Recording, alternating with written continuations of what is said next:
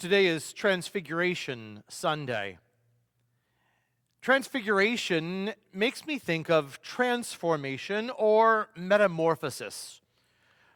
One of my first books I ever read in German class in college was Franz Kafka's The Metamorphasis. A very bizarre sort of story about a man who begins to transform and morph into a bug.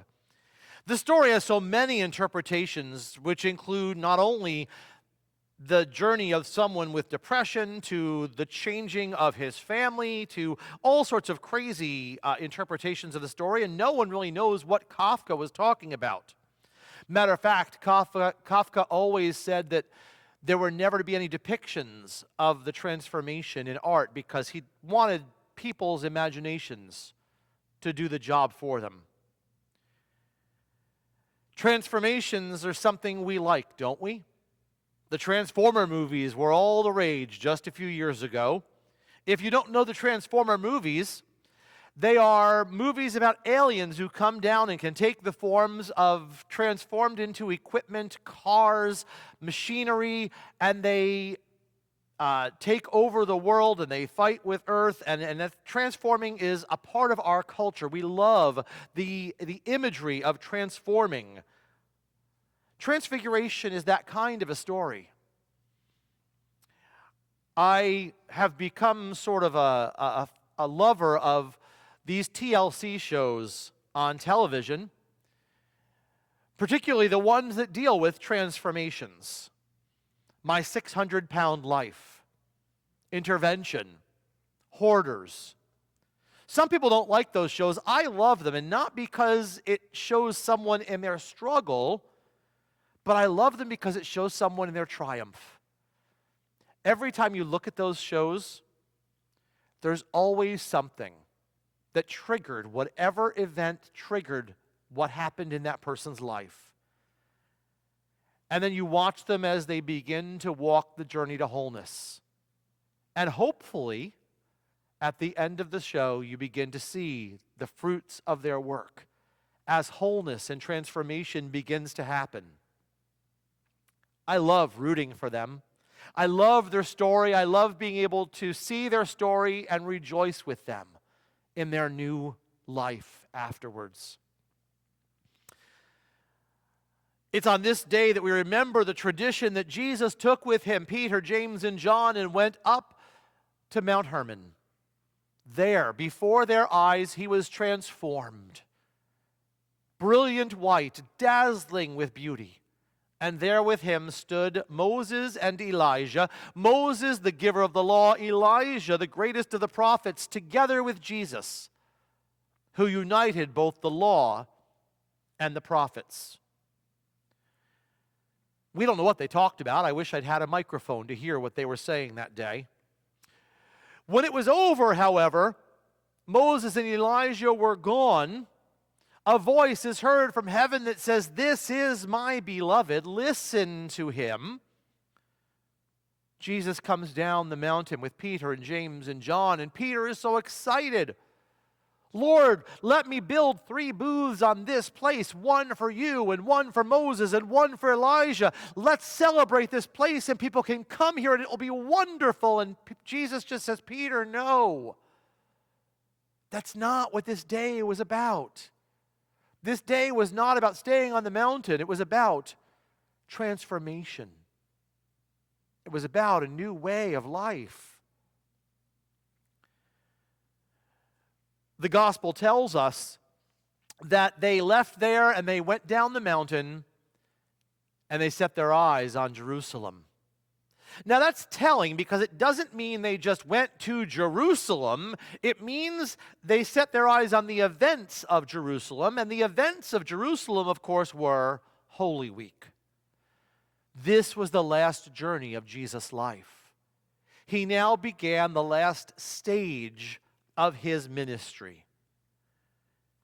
To set their eyes on Jerusalem meant to set their eyes on the cross, the suffering, the passion of Christ. Why do we celebrate this day again? Isn't Christmas enough? Maybe we want to throw in Easter too.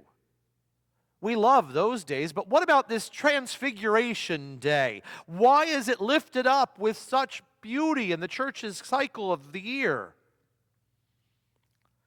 Like Kafka's classic work, it has so many interpretations. Today, what the Transfiguration reminds me is that we need to be reminded.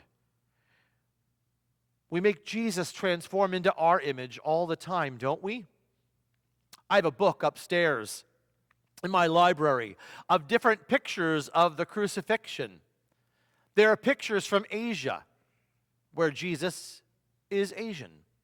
There are pictures from Africa, where Jesus is African. There are pictures from South America, where Jesus is Latino. There are pictures, traditional European pictures, where Jesus is an Anglo, like we're used to seeing. We like to see Jesus in our own image because it gives us something with which to identify. I get it, and that's right, and it's good. But the reality is, Jesus was not in our image. Jesus was not a Democrat, nor was Jesus a Republican. Jesus was not white, nor was Jesus black. Jesus was not even American. That is a shame to say, and that may offend people. There's a picture I saw on Facebook several years ago of American Jesus wearing his white robe, sitting on a rock overlooking Jerusalem. Jesus was draped in an American flag, holding an AK-47 with a big old patch on his robe that was an anti-LGBTQ sticker. American Jesus. He doesn't exist.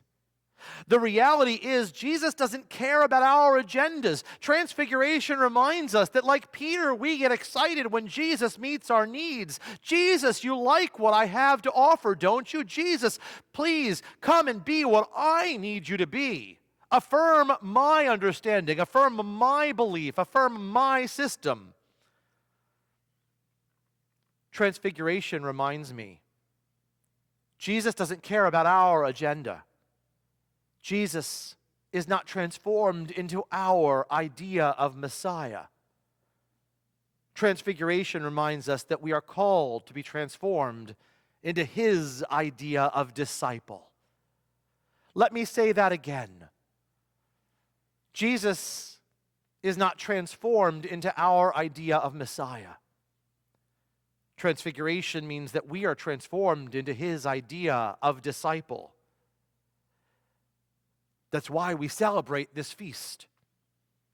We're beginning very shortly, just this week, the Lenten journey. The 40 days, reminiscent of the 40 days in the wilderness when Israel wandered, reminiscent of the days in the wilderness Jesus wandered, we begin this season of Lent with one single-minded intention: to be transformed more completely into the mind of Christ. And so during the Lenten season, we will ask ourselves hard questions. We will come face to face with the hard, cold reality that this is not about affirming our agenda. So often we come to God and say, God, here's what I want for my life, please bless it.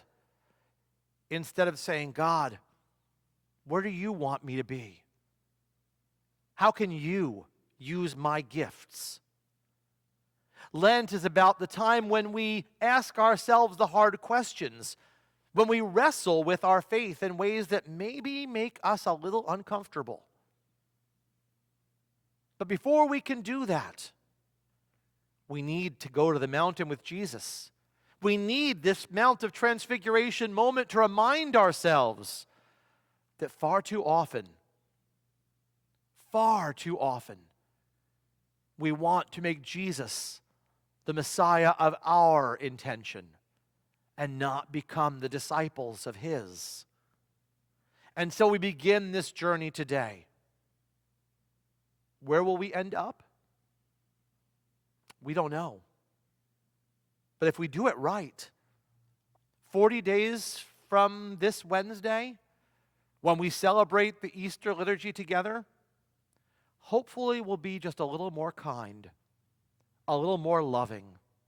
Hopefully, we'll be a little more patient when we want to lose our cool. Hopefully, we'll be a little more cognizant and mindful of the moments that we let our anger get the best of us, or when our resentment and our bitterness come out in ways that we don't intend. Hopefully, if we do it right, we practice some self-examination and the good old Christian and Buddhist practice of mindfulness that calls us, just plain and simple, to be a little better people to those we love. This season is about transformation. And it begins when we begin to realize the transfigured Christ is calling not for us to bless our agenda, but to be transformed into the likeness of God's. Amen.